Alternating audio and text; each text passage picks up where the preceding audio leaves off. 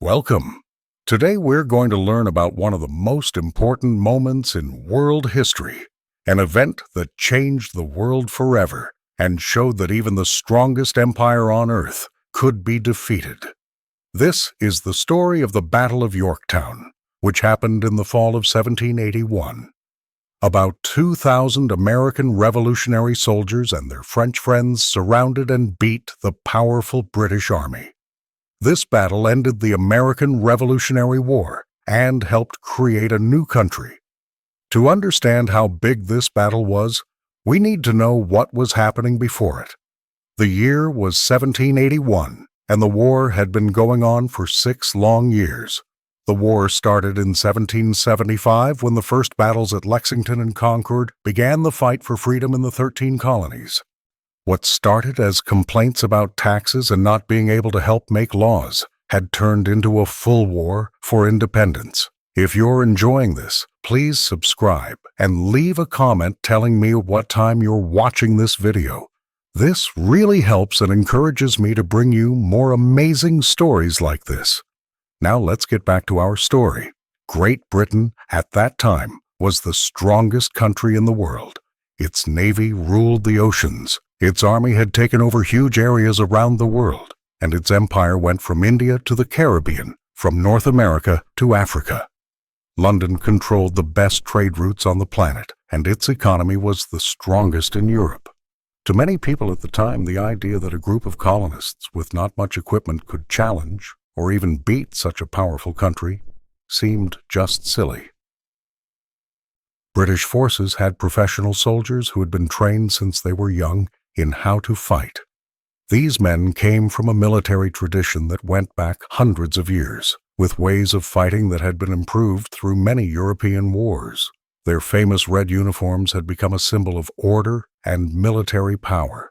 British officers were members of rich families, educated in the best schools, and experienced in military battles around the world. Also, Great Britain could pay German soldiers called Hessians, professional fighters who made its military even stronger. On the other hand, the American Continental Army was in many ways thrown together quickly. Most of the soldiers were farmers, store owners, craftsmen, and workers who picked up weapons for a cause they believed in. Many had never fired a gun before joining. They often didn't have proper uniforms, boots, blankets, or even enough food. Money came irregularly, supplies were scarce, and military order in the early days was almost non-existent by European standards. But Americans had something no amount of money could buy: strong belief. They fought on their own land, for their farms, for their communities, for their families. They fought for the revolutionary idea that all men are created equal, that governments get their power from the people, and that the people have the right to change or get rid of a government that becomes harmful. These ideas, written in the Declaration of Independence in 1776, were bold and inspiring. Leading this unlikely army was George Washington, a man who would become a legendary figure. Washington was not a natural military genius like Alexander the Great or Napoleon Bonaparte. He made mistakes, suffered embarrassing defeats, and there were times when the cause seemed lost. But Washington had qualities that would prove even more valuable: never giving up, strong character, and the ability to keep his army together through the darkest times. He understood that he didn't need to win every battle. He just needed to keep his army fighting, to keep the resistance alive until the cost of war became too much for Britain. The early years of the war had been a roller coaster of wins and losses for both sides. After the first battles in Massachusetts, Washington had successfully forced the British to leave Boston in 1776. But then came a series of terrible defeats in New York, where the British, under General William Howe, nearly destroyed the Continental Army. Washington was forced to retreat through New Jersey in a messy retreat that seemed like the end of the rebellion. It was then that Washington made his famous crossing of the Delaware River on Christmas Eve 1776, attacking the Hessians at Trenton and winning an important victory that gave new energy to the American cause. This was followed by another victory at Princeton. These were not big battles, but their effect on people's spirits was huge. They showed that Americans could indeed beat professional soldiers. The war then grew and became more complicated. In 1777, the British launched a major attack designed to split the colonies in half, separating New England from the middle and southern states. The plan was bold. 3 British armies would meet at Albany, New York, cutting American communication and supply lines. But the plan failed badly. General John Burgoyne, moving south from Canada, found himself increasingly alone and surrounded by growing American forces. At the Battle of Saratoga in the fall of 1777, Burgoyne was forced to surrender with his entire army of over 5,000 men. Saratoga was the diplomatic turning point of the war. Up until then, France had been watching carefully, providing secret help to the Americans, but not wanting to fully commit. France had lost its previous war against Great Britain, the 7 Years' War, which ended in 1763 and resulted in losing huge territories, including Canada. The French wanted revenge. They wanted to see their old enemy embarrassed. But they needed to be sure the Americans had a real chance of winning. Saratoga gave them that certainty. In February 1778, France officially recognized American independence and signed treaties of friendship and trade. This completely changed the nature of the war. What had been a colonial rebellion now became a worldwide conflict. The powerful French Navy could challenge British naval control. French troops, French money, and French supplies began flowing to America. Spain and the Netherlands would eventually also enter the war against Great Britain, forcing the British to defend territories around the world and not just focus on the American colonies. But the war was far from over. The British changed their plan, focusing on the South, where they believed there would be more people loyal to the Crown. They captured Savannah in December 1778, then Charleston in May 1780, the worst American defeat of the war, with over 5,000 Continental soldiers captured. Under General Charles Cornwallis, the British appeared to be taking back the South state by state. Cornwallis was one of Britain's most talented commanders. He had proven himself in many battles, was aggressive, decisive, and confident in his ability to crush the rebellion. After securing British control over South Carolina, he moved into North Carolina, trying to destroy American forces there, and then march on Virginia, the heart of the rebellion. American forces in the South, at first under the command of General Horatio Gates, suffered a terrible defeat at the Battle of Camden in August 1780. But then, Washington made an important choice. He sent one of his best commanders, Nathaniel Greene, to take command in the South. Greene was a brilliant strategist who understood that he didn't need to beat Cornwallis in a big battle. He needed to wear him down, stretch him thin, force him to chase shadows while American militias raided his supply lines. Greene used a strategy of wearing down the enemy. He divided his forces, forcing Cornwallis to do the same. When the British moved in one direction, the American forces retreated, attacking from other angles and avoiding big fights.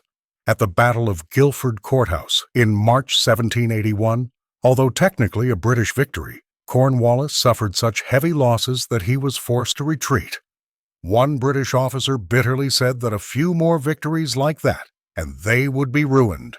Cornwallis then decided to march on Virginia, thinking that as long as Virginia remained a supply and manpower base for the Americans, controlling the South would be impossible.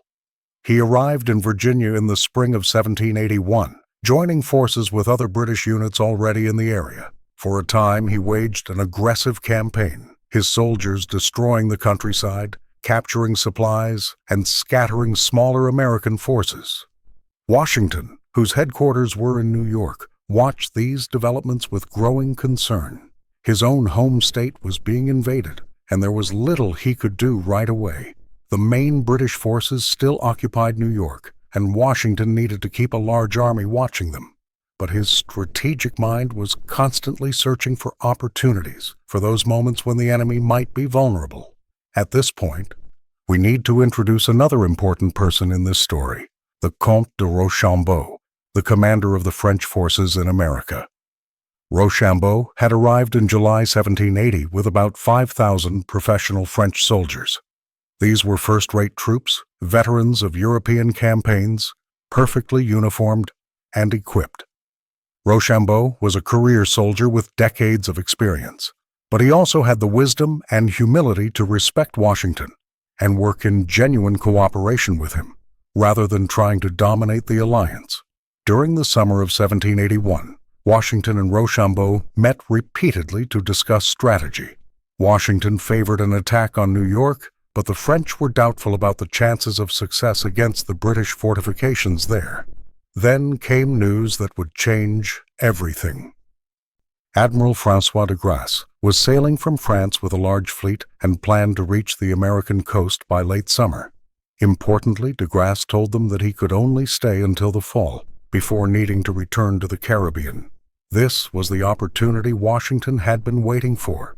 If the French fleet could control the waters around the American coast temporarily, if they could blockade British ports and prevent reinforcements or escape, then a British army could be cornered and forced to surrender. The question was where. News from Virginia gave the answer. Cornwallis, under somewhat confusing orders from his superior, Sir Henry Clinton in New York, had moved to the peninsula between the York and James rivers, setting up a base at Yorktown, a small tobacco port town. The idea was to create a deep-water harbor that the Royal Navy could use. Cornwallis had about 7,000 men, a large number, but he was in a potentially weak position, trapped on a peninsula with water on three sides.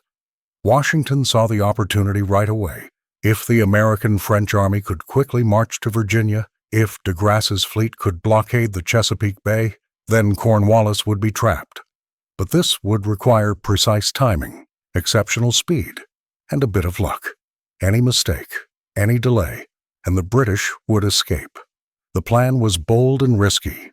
Washington and Rochambeau would need to move their combined armies of about 7,000 men from New York to Virginia, a distance of about 480 kilometers without the British in New York noticing or stopping them. They would need to coordinate with de Grasse, whose fleet was sailing thousands of miles across the Atlantic. They would need to coordinate with the Marquis de Lafayette, the young French nobleman who had become one of Washington's most trusted commanders and was currently in Virginia with a smaller force keeping an eye on Cornwallis. Washington was a master of trickery. He left behind enough troops to keep campfires burning and create the illusion that the main army was still there. He spread rumors of an attack coming soon on New York. He built visible bread ovens, suggesting preparations for a long local campaign. Only when his armies were well south, marching through New Jersey, did the British in New York realize they had been tricked. The march itself was a remarkable feat of organization and endurance. The troops traveled through the hot summer along the dusty roads of New Jersey and Pennsylvania. As they passed Philadelphia, the citizens came out to applaud, seeing for the first time the French army in all its splendor, soldiers in crisp white uniforms, marching in perfect formations, their flags bearing the fleur-de-lis of France. In contrast, many American soldiers still wore torn clothing, but they marched with renewed purpose, knowing that something big was about to happen. Meanwhile, at sea, Admiral de Grasse sailed north from the Caribbean with an impressive fleet, 28 battleships of the line, the most powerful warships of the time, each carrying between 60 and 80 cannons. With him came an additional 3,000 soldiers. This was one of the largest naval forces France had ever sent across the Atlantic. De Grasse understood the importance of his mission and was determined not to fail.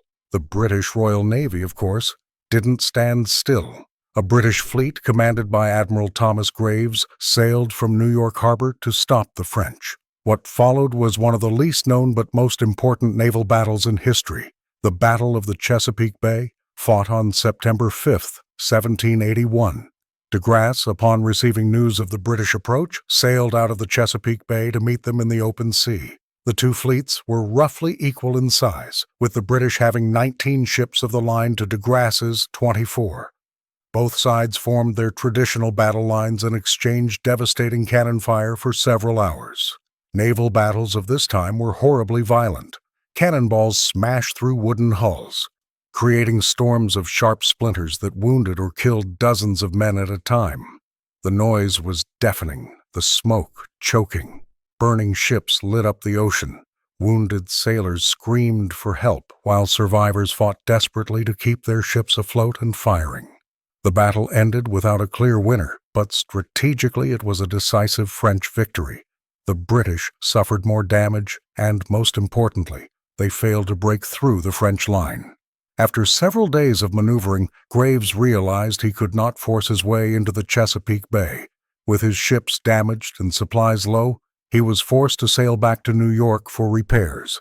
This left de Grasse in complete control of the bay. This naval battle, though not famous, effectively decided the outcome of the siege of Yorktown before it had even properly begun. Cornwallis was now cut off by sea.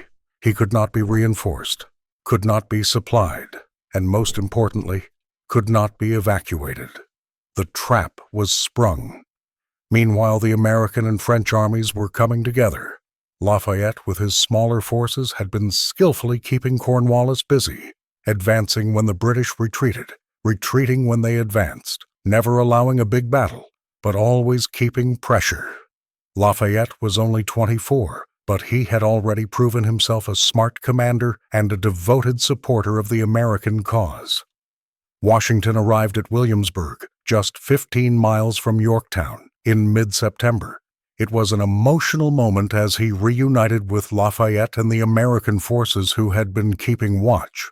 Rochambeau arrived with the French troops. Siege supplies, including heavy artillery, were being unloaded from de Grasse's fleet.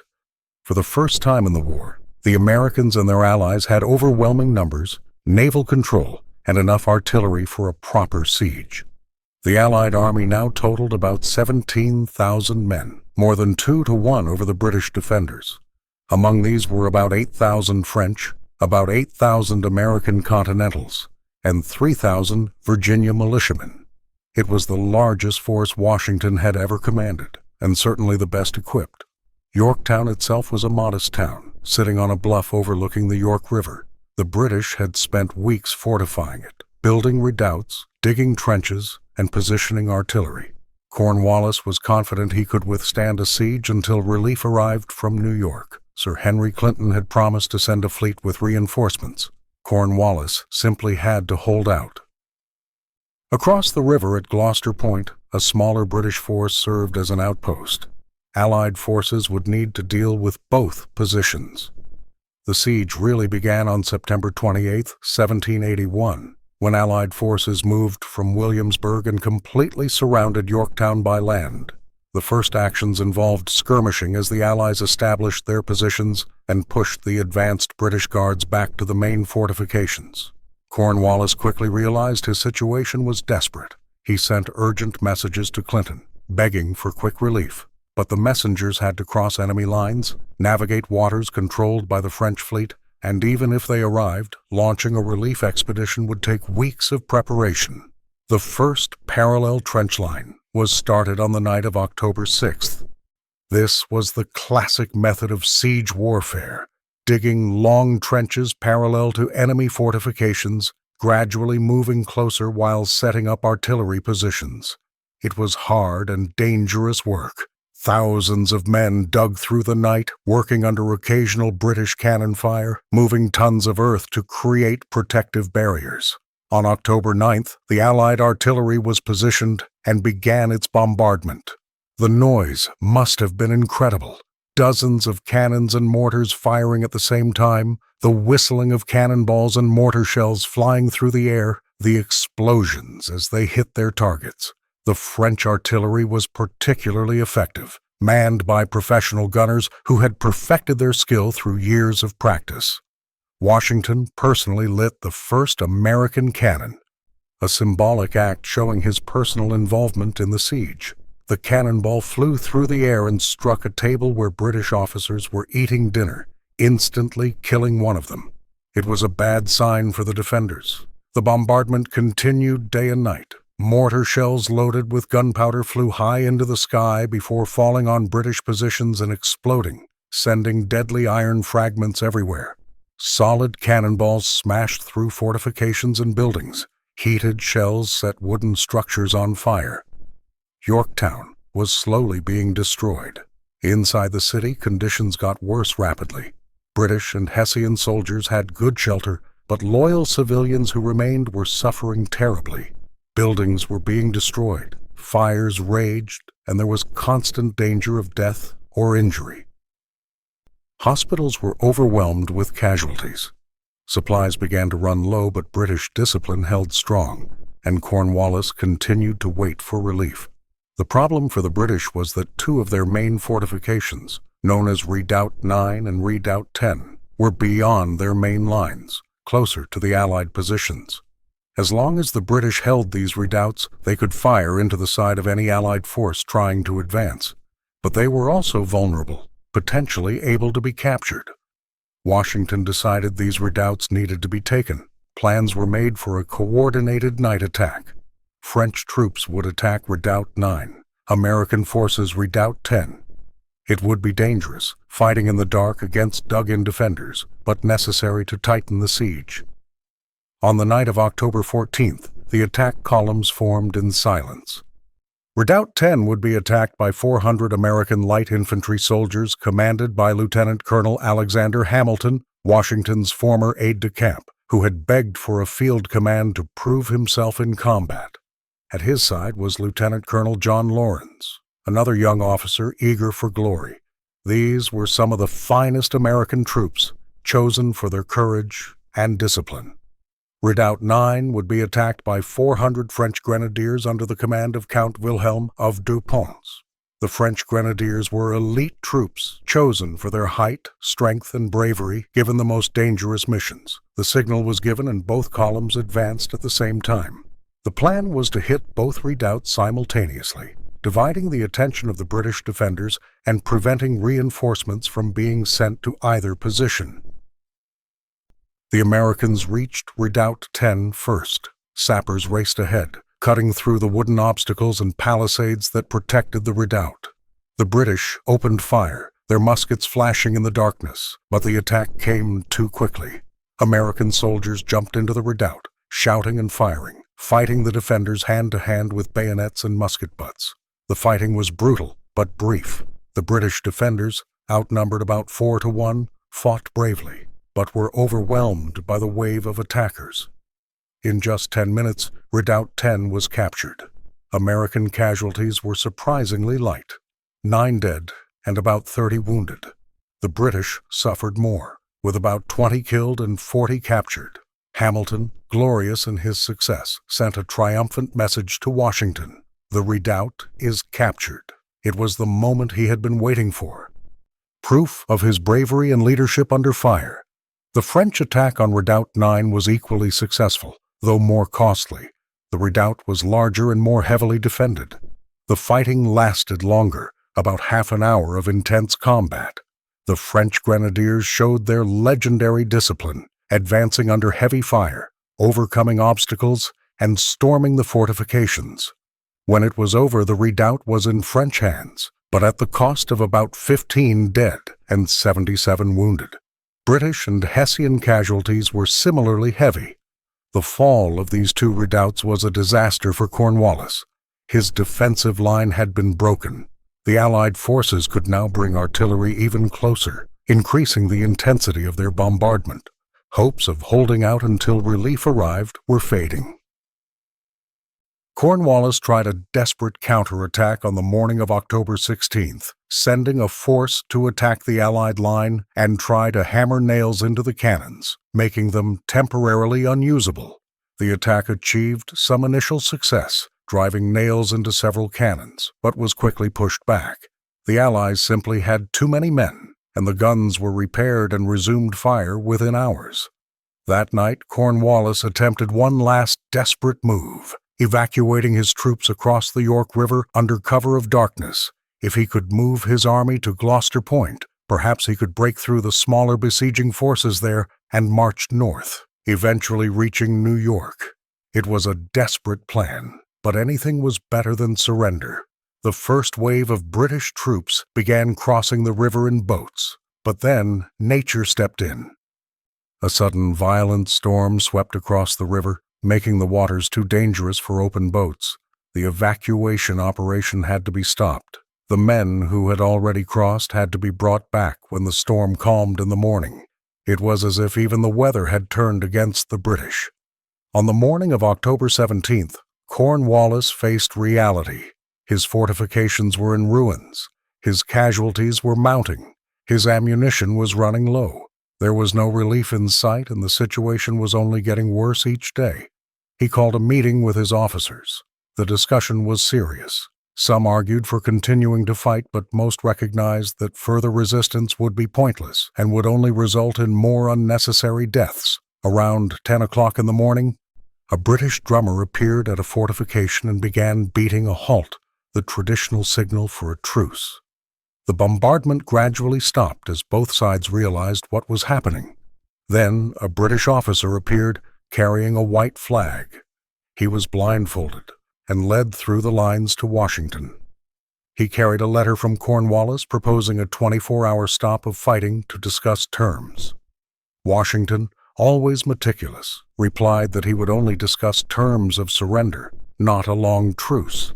He gave Cornwallis 2 hours to submit written proposals. Negotiations continued throughout the day and into the night. The British tried to negotiate better terms, but Washington was firm. There would be complete surrender, or the bombardment would continue. Cornwallis, left with no choice, agreed. The formal terms of surrender were finalized on October 18th. The British would be allowed to march with their flags rolled up, but not unrolled, a symbol of defeat. Officers would be released on their word and allowed to return to Britain. Regular soldiers would be held as prisoners of war. Loyalists who had fought alongside the British would be handed over to American authorities, their fate uncertain. The formal surrender ceremony took place on October 19, 1781, a date that would go down in history. It was held on a road between the French and American lines. The Allied armies formed into 2 long parallel columns, creating a corridor about half a mile long. The French, in their perfect white uniforms, stood on one side. The Americans, in their varied uniforms, many still tattered, but now wearing them with victorious pride, stood on the other. At 2 o'clock in the afternoon, the British and Hessian troops began marching. They wore new uniforms, given especially for the occasion, a final gesture of pride. Their muskets were slung over their shoulders, their flags rolled up in accordance with the terms of surrender. Bands played sad music. Later stories, though possibly not true, suggest that the band played a tune called "The World Turned Upside Down," an appropriately ironic title for the moment when the mighty British Empire surrendered to its former subjects. General Cornwallis did not appear in person at the ceremony, claiming illness. It was a failure of duty that did not go unnoticed. In his place, he sent General Charles O'Hara to surrender his sword. O'Hara first tried to hand it over to the Comte de Rochambeau, perhaps feeling less embarrassed surrendering to a European nobleman than to the rebellious colonists. But Rochambeau politely refused and pointed to Washington. O'Hara then approached Washington to offer Cornwallis's sword, but Washington also refused to accept it personally, reasoning that since Cornwallis had sent a subordinate, his counterpart subordinate should accept the surrender. He gestured to his second in command, General Benjamin Lincoln, who had suffered the embarrassment of the surrender at Charleston a year earlier. It was a moment of poetic justice when Lincoln accepted the British sword, showing Washington's sense of protocol and his memory for past injustices. Meanwhile, British and Hessian troops marched through the Allied ranks. Many of the defeated soldiers appeared stunned, barely able to believe they were surrendering. Some were crying openly, not from fear, but from shame and grief. They had fought bravely, endured hardship, done their duty, and now it all ended in defeat. Reports mentioned that many British soldiers looked only at the French as they marched, refusing to look at the Americans, as if surrendering to professional European troops were less shameful than surrendering to colonial farmers. As they reached the end of the corridor, the defeated troops were told to lay down their weapons. Many threw their muskets to the ground with unnecessary force, trying to break them, a final act of helpless defiance. Allied officers quickly stepped in to stop this, keeping the order and dignity of the ceremony. In total, about 7,000 British and Hessian soldiers surrendered at Yorktown. Along with sailors, non-combatants, and support personnel, the number rose to about 8,000. It was the largest surrender of British forces up to that point in the history of the Empire. They surrendered thousands of muskets, hundreds of cannons, and huge amounts of ammunition and supplies. It was an impressive haul of war prizes. But more important was its political and psychological meaning. Washington, in his moment of triumph, showed the dignity and kindness that would make him a near mythical figure.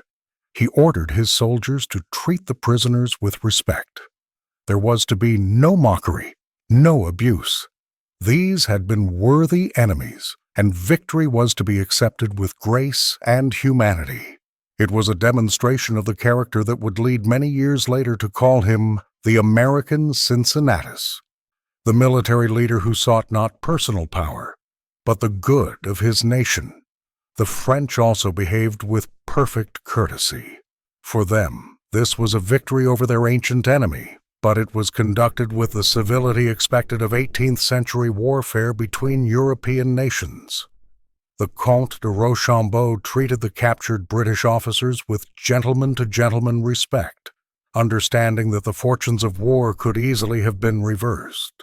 But what about Cornwallis himself? He remained in his quarters during the ceremony, either genuinely ill or simply unable to bear the embarrassment. In the following days, he would meet Washington and the Allied commanders, and reports suggest that Washington treated him with considerable courtesy. Cornwallis was a professional soldier who had done his job. There was no personal bad feeling. He would eventually be sent back to England on parole, where he would face criticism but continue his career, eventually serving as Governor-General of India. History continued to have uses for his talents. News of the surrender spread quickly. Messengers galloped north carrying messages to the Continental Congress meeting in Philadelphia. When the news arrived, the city erupted in celebration. Church bells rang, fireworks lit up the sky, and strangers hugged in the streets. After 6 long and often desperate years of war, there was finally a decisive victory that promised an end to the conflict. In New York, when Sir Henry Clinton received the news, he was devastated.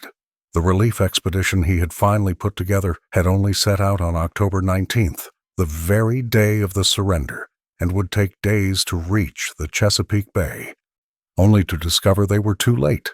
Clinton had hesitated, underestimated the urgency, and trusted that Cornwallis could hold out.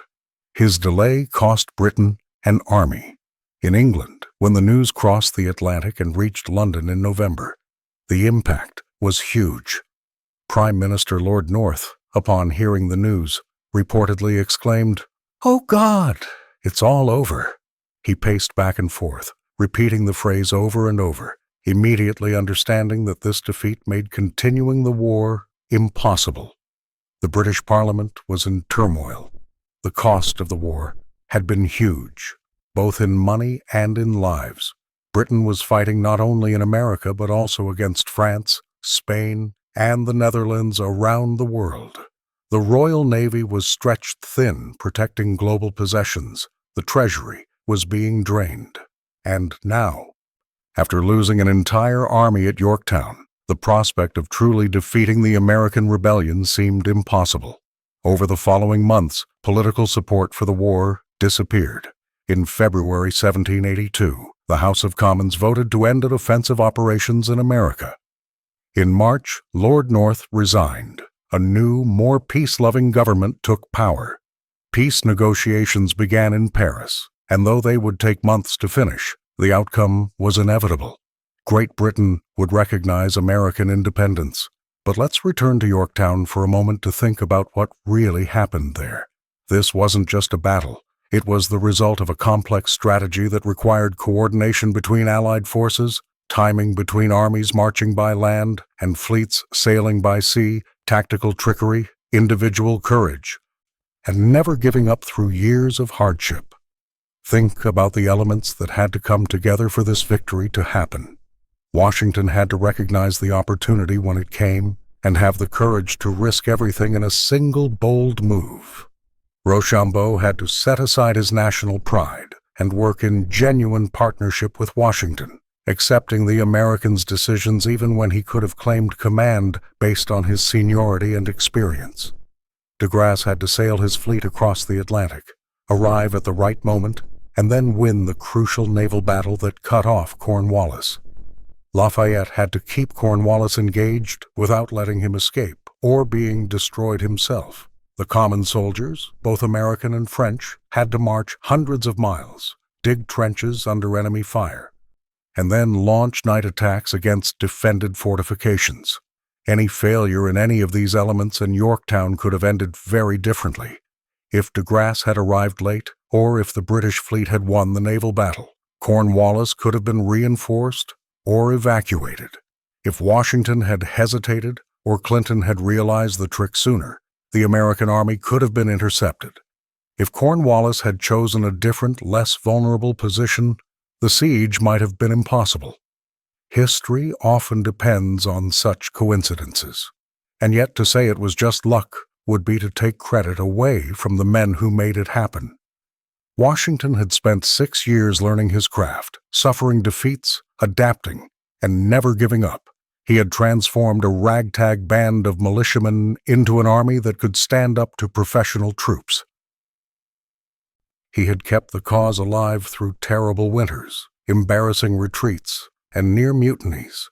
He had learned to work with allies, handle politics, and think strategically on levels that went beyond individual battlefields. The American soldiers, too, had come a long way. Many of the men at Yorktown had joined years earlier, survived Valley Forge, and fought in dozens of skirmishes and battles. They had learned military discipline, how to dig fortifications, how to march in formation, how to load and fire their muskets efficiently. Most importantly, they had developed a sense of common identity, not as Virginians or Massachusetts residents, but as Americans fighting for a shared cause. The French contribution cannot be overstated. Without French naval, military, and financial help, the American Revolution would almost certainly have failed. France provided the heavy artillery that broke through Yorktown's defenses. French troops fought and died alongside the Americans. The French fleet cut off Cornwallis and made the siege possible. French money and supplies kept the Continental Army in the field when it might otherwise have fallen apart. But France did not help out of pure kindness. They saw an opportunity to weaken their longtime rival, regain respect lost in previous wars, and potentially regain lost territories. It was a strategic decision based on national interest. Supporting American ideals of freedom and self-government was secondary to geopolitical considerations. Still, the alliance worked because both sides made it work. Washington and Rochambeau developed genuine mutual respect. French and American soldiers, at first wary of each other, learned to work together. French officers were impressed by American determination and cleverness, while Americans admired French professionalism and equipment. It was a lesson in how alliances can achieve what nations alone cannot. Yorktown also showed the importance of naval power in 18th-century warfare. Control of the seas allowed troop movements, supplying distant armies, and blockading enemy ports. Britain had built its empire through naval power, but at Yorktown it temporarily lost that control, and this proved fatal. It is a reminder that even superpowers have weaknesses, and that strategy involves more than just direct military fights. There are also leadership lessons to be learned from Yorktown. Washington showed strategic patience, waiting 6 years for the right opportunity, and then seizing it decisively. He showed humility, working effectively with allies rather than insisting on total control. He showed humanity, treating defeated enemies with respect. These qualities, as much as his military skill, made him a great leader. On the other hand, the British suffered from divided command, confused strategy, and poor communication. Clinton in New York and Cornwallis in Virginia were never on the same page. Orders were unclear, expectations unrealistic. Cornwallis was sent to Yorktown without recognizing its weaknesses. Clinton promised relief but moved too slowly. These were mistakes any army could make, but against opponents who were perfectly coordinating. These errors proved disastrous. In the years following Yorktown, peace negotiations continued in Paris.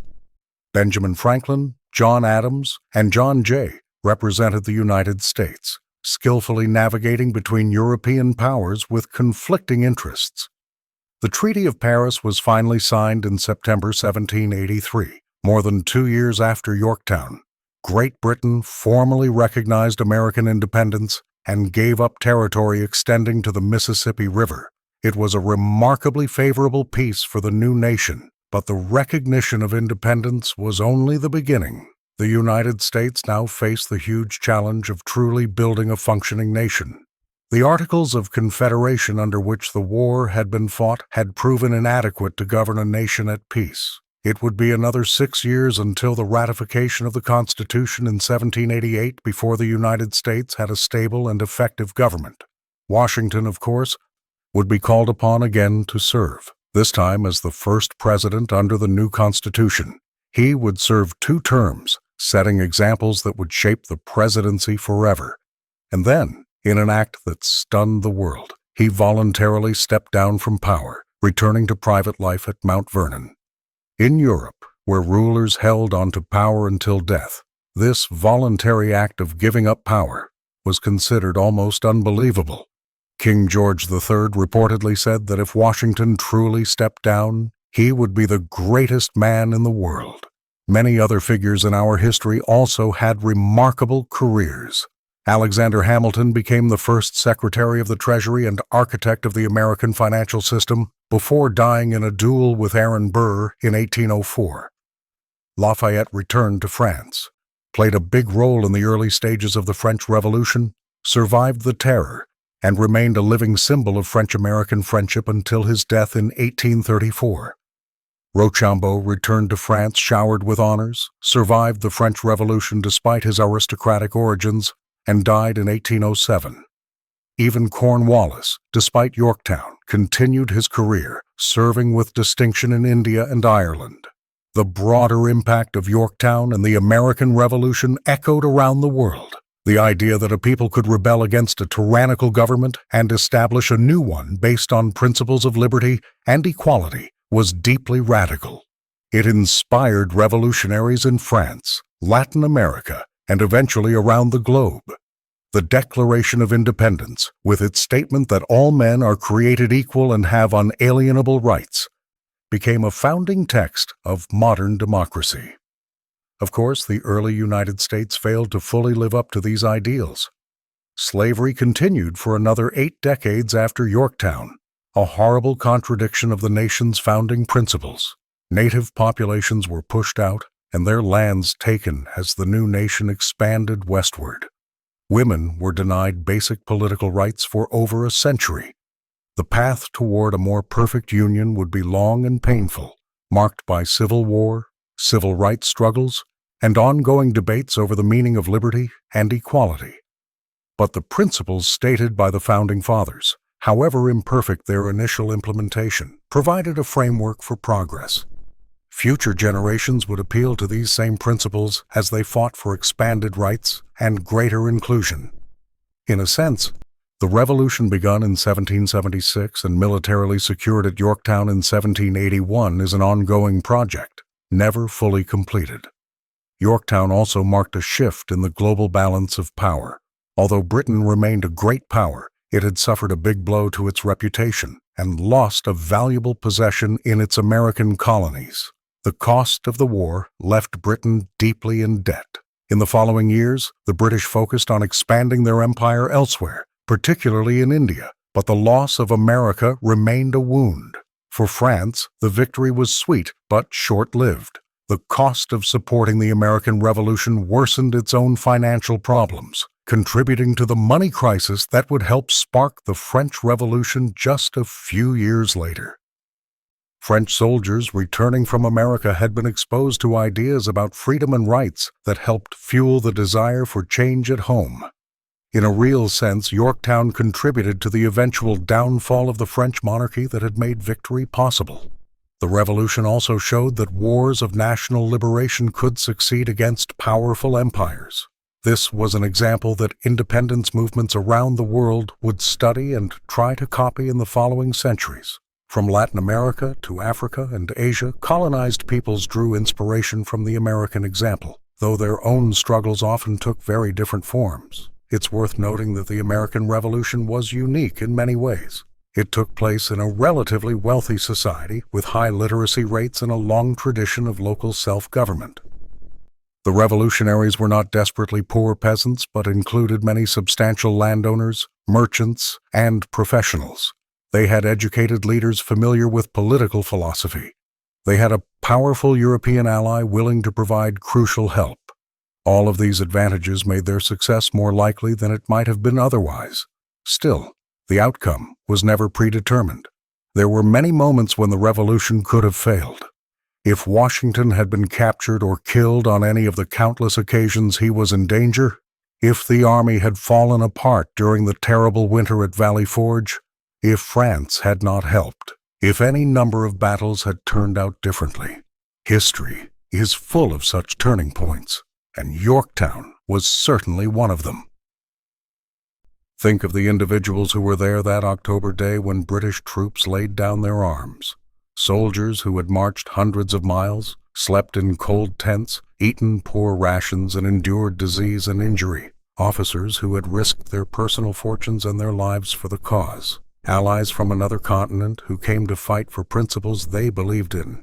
And yes, also the defeated British and Hessian soldiers who had done their duty as they saw it, now marching into captivity, their dreams of crushing the rebellion shattered. Each of these individuals had their own stories, their own reasons for being there, their own hopes and fears. History often reduces complex events to simple stories, but reality is always more complicated. Yorktown wasn't just Washington versus Cornwallis, America versus Britain. It was thousands of individual decisions, thousands of acts of courage or fear, skill or error, luck or bad luck, all coming together into one moment that changed the world. And this brings us to a final thought about the importance of Yorktown. Historical events matter not only for their immediate results, but for how they shape long-term paths. Yorktown secured American independence, but more than that, it proved that an experiment in democratic government that was just beginning could work. It showed that even established powers could be challenged when a people were determined enough and fought for something they believed to be just. The lesson is not that rebellion is always right, or that it will always succeed. Many rebellions throughout history have been crushed, and many were started for questionable reasons. But Yorktown reminds us that change is possible, that systems of power that seem permanent can be transformed, that ordinary people in extraordinary circumstances can achieve remarkable things. It also reminds us of the importance of never giving up. The American Revolution wasn't won in a single glorious day of battle. It was a long, difficult 6-year struggle filled with setbacks and despair. Many revolutionaries died before seeing independence achieved. Others abandoned the cause when times got tough, but enough remained, kept fighting, kept believing until finally their moment came at Yorktown. For students of military history, Yorktown offers lessons about the nature of 18th century warfare, the importance of Allied coordination, the role of naval power, and the value of tactical cleverness and individual courage. For students of political history, it shows how military events connect with political developments, how public opinion shapes government decisions, and how leadership matters in times of crisis. But perhaps most importantly, Yorktown reminds us of the possibilities of human history. We are not trapped on predetermined paths. The societies we create, the governments we establish, the futures we build, all are shaped by the choices we make together and individually. The men who fought at Yorktown made difficult choices, risked everything, and through their courage and sacrifice, changed the course of history. As we finish this story, it is right to think with gratitude. Gratitude for the sacrifices of those who fought at Yorktown, and countless other battles whose names we forget. Gratitude for the wisdom of the founding fathers who established lasting principles of liberty and self-government. Gratitude for the opportunities their actions created for future generations. And in a deeper sense, gratitude to the Lord God who guides human affairs in ways we often do not fully understand. Believers see in history not just random events, but patterns of divine providence.